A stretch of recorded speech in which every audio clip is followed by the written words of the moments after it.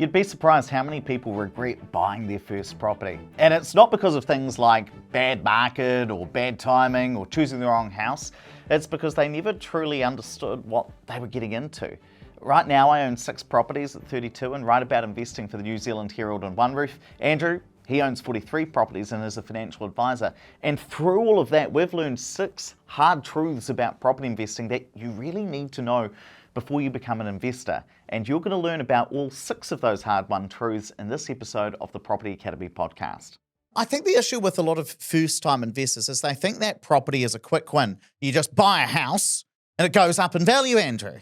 Yeah, I wish it was that simple. And often you hear about the wins, right? Someone tells you about the property that they bought that went up in value really quickly. And so you think, oh, property investment's easy. And I listened to these 2 wacky guys on a podcast once. They seem to be doing it and they're not that bright. And I want to, well, definitely not that bright, but I want to tell you about the 6 hard truths that you need to know before you invest in property. Not to scare you off, but just so that if this is your first time investing, you know what you're getting yourself into. Now, what's the first hard-won truth? So the first one I think that everyone needs to realize is that property investment is a slow burn, right? You don't just buy a property and you make money straight away. It takes ages. So Ed and I, now that we're getting older, both doing more cooking. And one of the things I do all the time is if I'm working late, I use a slow cooker, right? Great system. Use the discount code Ed and Andy.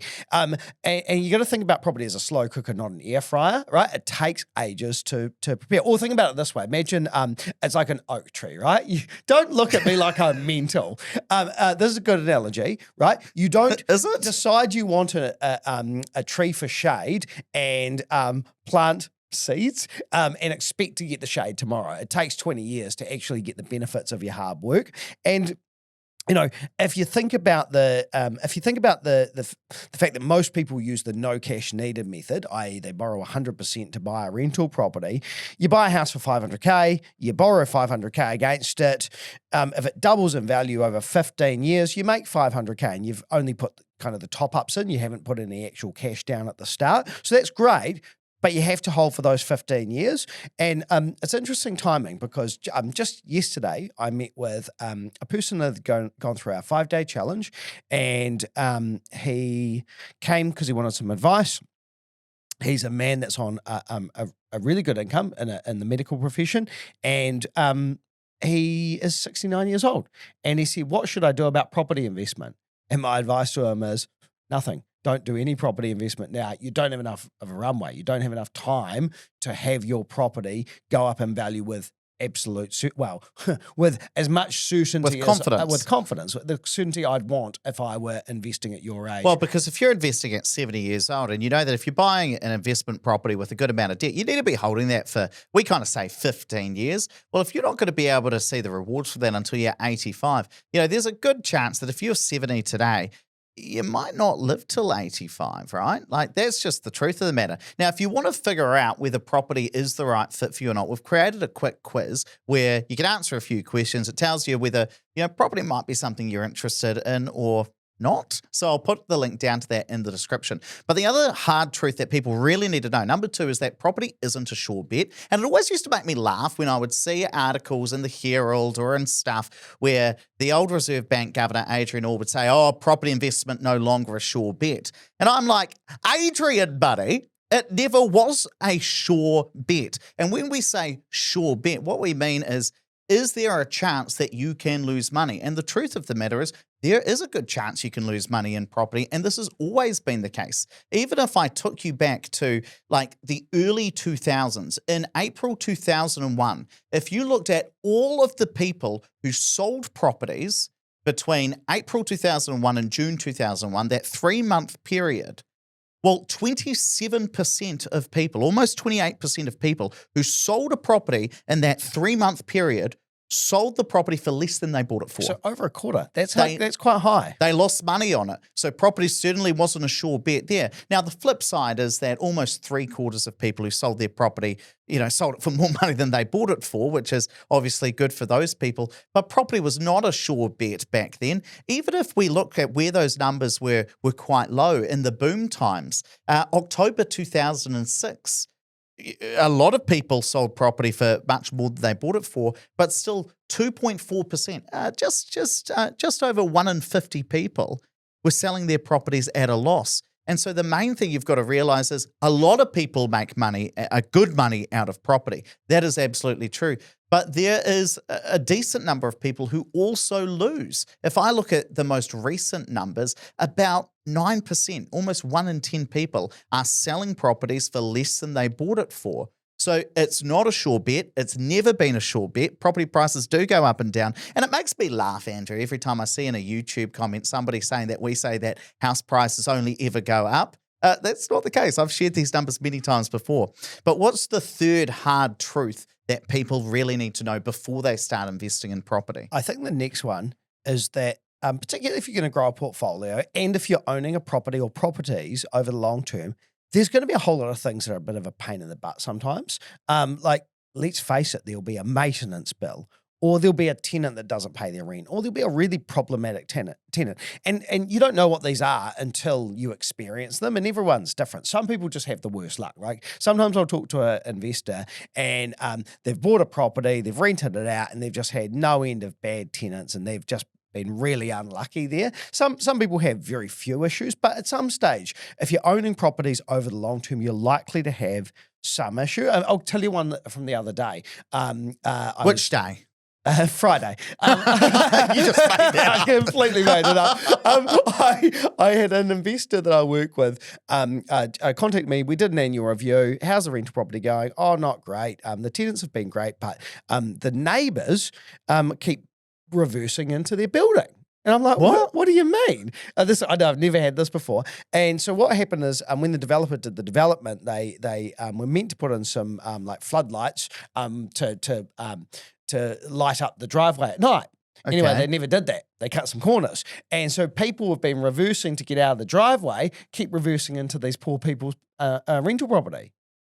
Oh, that is very unfortunate. It's very unfortunate. It's a health and safety issue. It's a problem. And also imagine someone banging into your wall every 6 months or something like that. Yeah, I've never heard of that. So it must be quite tight then. It is tight, but also I think if you don't, like, some people, I mean, I've got sensors on my car. I don't know how I'd park otherwise. Yeah. People might not necessarily have that. And you sometimes just, I don't know, you're just in a bit of a rush and it's dark and you're going home and all of a sudden you back into someone after playing cards at your friend's house, having a few gins. So the solution there is actually not that complicated. We're actually, at our cost, just because, as a developer we recommended, we're getting a bollard installed.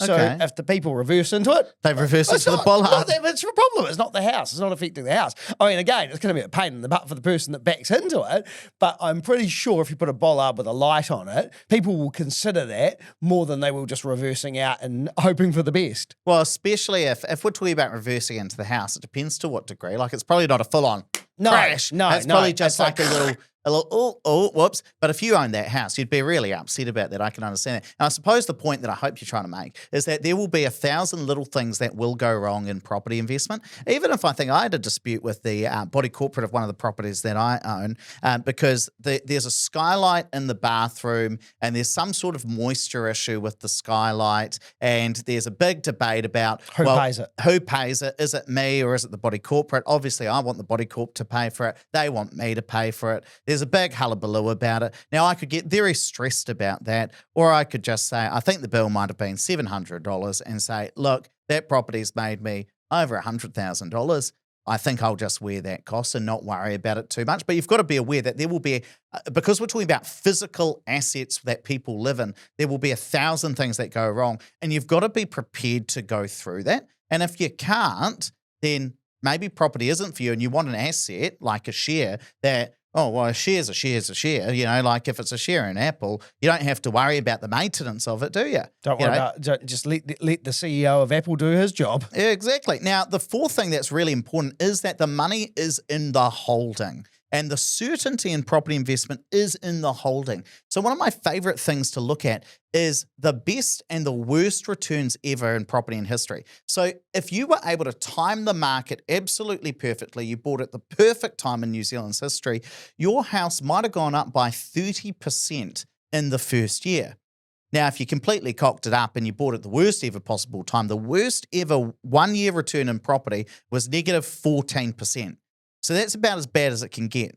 But what's interesting is the longer you hold property, the benefits from really good timing go down and the punishment from really bad timing starts to alleviate. And the reason is because some years you're going to have, when you invest in property in any asset, some years are going to be particularly bad, some years are going to be good, and over time they gradually even out. So if you hold a property for 10 years, the worst ever 10-year return in property was 4.6% per year. The best ever return was 10.5% per year. So you can see that if you look at the best versus the worst 1 year return, it's quite wide. Up 30%, down 14%. Gosh, that's wide. 10 years in, we're talking about the difference between almost 5% and 10%. If we look at 15 years in, the best ever return was 8.3% per year. The worst ever return over that 15-year period was 5.1%. And so I always say to people, the certainty in property investment or the confidence in property investment comes from the long-term holding. Over 1-3 years, hey, you could be down 5% on average per year. You could also be up 17% per year over that 3-year period. But the longer you hold, the kind of differences between really good timing and really bad timing, they start to even out because you've had some good years, you've had some bad years. Point number 5, I think, is a big one for people emotionally, which is that not everyone's going to support you on your property investment journey. And for this reason, there's a lot of investors that I work with, and they might even say things like, oh, I'm not telling my friends or I'm not telling my family about this because I know that they think that property investors are greedy. And I tell you what, we just last week, there was an article, I was on a podcast. You're on the Money Talks podcast with the New Zealand Herald. Yeah, and following that, there was an article published about me and my property investment journey.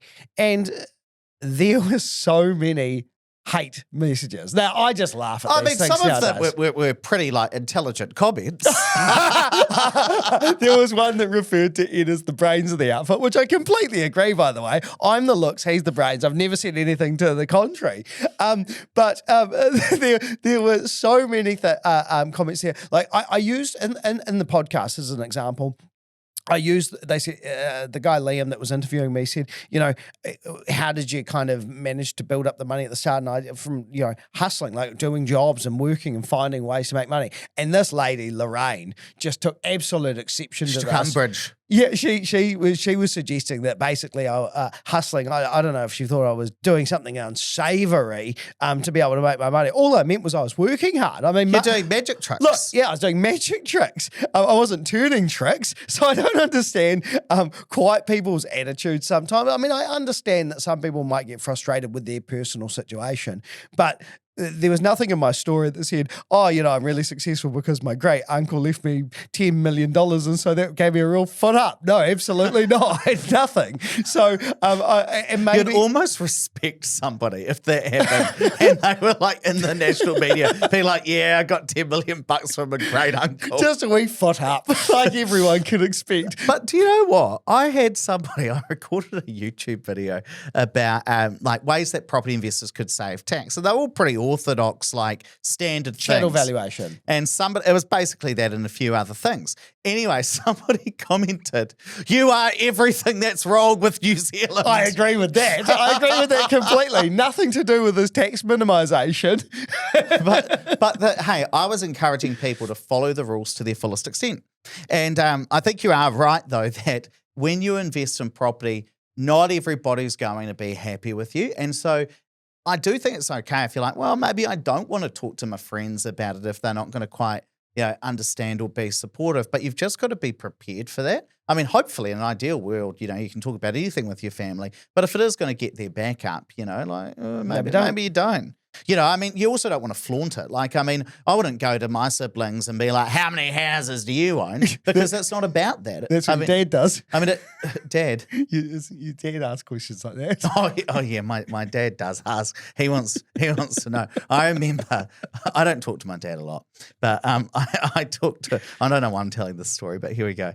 And I think it was the first time I'd seen him in about maybe 6 years, maybe even longer. within 2 minutes, he said to me, "So how much do you earn?" And I was like, Jesus. I saw him at my brother's wedding, like maybe 3 years after that, and he goes, "So what percentage of the company do you own?" And I was like, "Oh Jesus!" But I mean, so it's nice that he's at least supportive. But I'm just saying, like, you obviously, I don't want to come across as like you never flaunt. If you've done well financially, you should never flaunt that. But just also be aware that if you are successful, like not everybody is going to be supportive, and some people might think that you've done the wrong thing. But what I would also say, Andrew, is that property investment is so much more moral than people like want to make it out to be. And I know that's quite a strange thing because we often hear in the media, oh, property investors just take from the New Zealand economy. I couldn't disagree more. There are so many things that property investors do that improve New Zealand housing. Things like building new homes. I know myself, I've built about 4 brand new homes for New Zealand. And that means that other people can live in them. Now, I don't think that I'm Saint Teresa or Mother Teresa, doing the Lord's work. But those are 4 properties that wouldn't have been built if I didn't buy them. I know the same for you. You've probably built 20 houses because you've put your money where your mouth is and said, actually, I want to build houses for New Zealand. Even if you think about renovators or flippers, they create a lot of economic activity. They provide jobs for tradies. They buy a lot of materials out of Mitre 10 and Bunnings. That actually does have an economic benefit. And on top of that, they're taking old houses, improving them, and either renting them out to people who wouldn't be able to afford to do the renovation themselves, or selling them on to others. And it can be quite difficult for a first home buyer, for instance, to get the money from the bank to renovate a house. So that's where flippers can have a place within the economy. Again, I'm not trying to say that property investors, we need a property investor thank you day or property investor appreciation day. But I do see some people say, oh, property investors, no added economic activity. Yes, there is. They add quite a lot of economic activity. Maybe you just don't want to read the articles that suggest that show that. But Andrew, what is the 6th hard-won truth about property investing that people need to know before they invest? I guess that it's not actually as glamorous as sometimes you might think it is. So I think because of the world of Instagram that we live in and social media, we might see some property investors out there, out at big events, or particularly developers. They might be out in choppers and out in boats and all those kind of things, and you might think, wow, this is the life of luxury that I want to live, right? And so they get into property investment thinking that they're going to have all the riches in the world. Let me tell you this from 20 plus years of investing. 15 years of my investing was an absolute grind. And yep, I've absolutely made some money in my time investing in property, but for the most part, I've lost money in terms of cash flow for the future capital growth. And again, one of those comments on the Herald the other day was something along the lines of, this guy's just using other people's rent to pay for his lifestyle. Oh, I wish that were the case. I mean, I don't mean I want to take other people's money to fund my lifestyle. The bank gets all that money. I get none of it. And in fact, I put money over and above the rent to the bank to make sure that I can hold those properties. Now, again, I'm not saying, woe is me, but it's not the glitz and glamour that maybe some people think it is. And if you're going to get into it, you just need to understand that this is going to be a boring, consistent return over the long term if you weather the storms and put up with all those 1,000 bad things.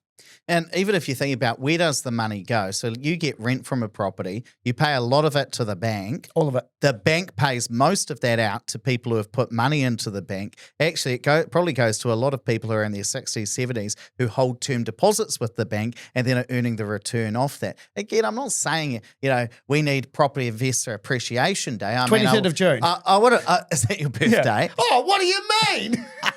I can't remember. All I remember that yours is a week before your daughter's. Oh, yeah. But property investors aren't all that bad, and property investors also aren't all 100% good.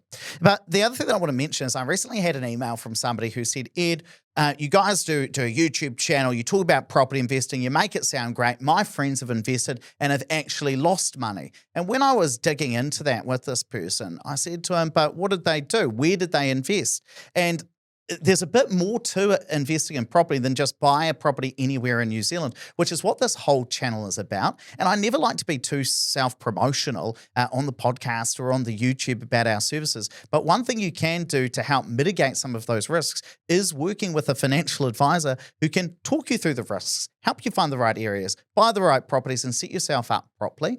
So if you are interested in that, you can book a 60-minute call with one of Andrew and my financial advisors. If you go to the website, opuspartners.co.nz, click the big orange button, you'll be able to book it in there, or I'll drop a link down in the description. So now you've seen what property is really like, and it ain't all glamorous. But if you stick with it and play the long game, the rewards can be massive. Now, if you want to start or grow your property investment portfolio, you need to watch this next video where you're going to learn how to use one house to buy 5 more.